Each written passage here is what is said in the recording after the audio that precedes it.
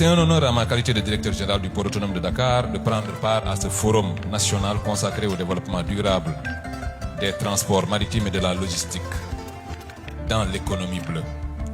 Je remercie encore une fois Madame le ministre des Pêches et de l'économie maritime ainsi que l'ensemble des co-organisateurs de m'associer à ce panel introductif qui touche au cœur même de notre mission.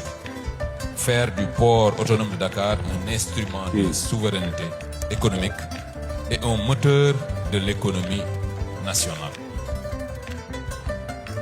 Le Sénégal dispose d'une position géostratégique exceptionnelle sur la façade atlantique et le port autonome de Dakar, par lequel transite plus de 95% de notre commerce extérieur, en est la porte d'entrée maritime et le poumon économique. Le transport maritime est le levier de toute l'économie bleue. Sans une logistique portuaire performante, aucune filière, pêche, aquaculture, énergie marine, tourisme côtier ne peut prospérer ni s'insérer durablement dans les chaînes de valeur mondiale. C'est cette conviction qui fonde notre plan de repositionnement que nous avons présenté ici même dans cette salle le 10 février dernier. Ce plan a été engagé en parfaite cohérence avec l'agenda national de transformation du Sénégal 2050 et la stratégie nationale portuaire autour de 4 axes. Le renforcement de la gouvernance, le développement d'une plateforme portuaire performante et durable, la valorisation du patrimoine et le développement du capital humain. Selon le Container Port Performance Index 2025, le port autonome de Dakar est classé premier port à conteneurs d'Afrique subsaharienne pour la 2e année consécutive. Sur plus de 400 ports évalués dans le monde, ce classement n'est pas un trophée. C'est un argument commercial décisif face à la concurrence des corridors ouest-africains. Notre stratégie est également tournée vers l'Interland, le Mali, mais aussi le Burkina Faso et le Niger, pour consolider le corridor Dakar-Bamako et positionner le Sénégal comme véritable hub logistique de l'Afrique de l'Ouest.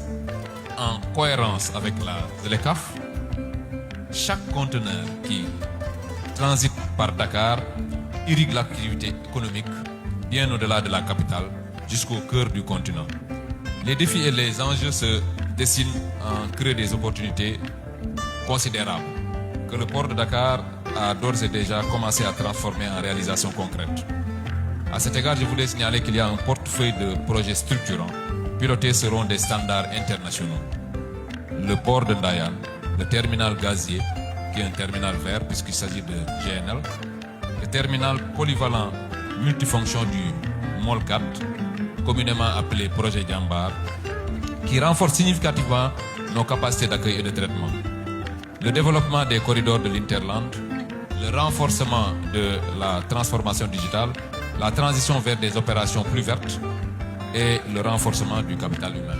Les résultats du port autonome de Dakar, c'est près de 30 millions de tonnes de trafic, plus de 908 000 EVP, 85 milliards de chiffre d'affaires et le rang de premier port à conteneurs d'Afrique subsaharienne.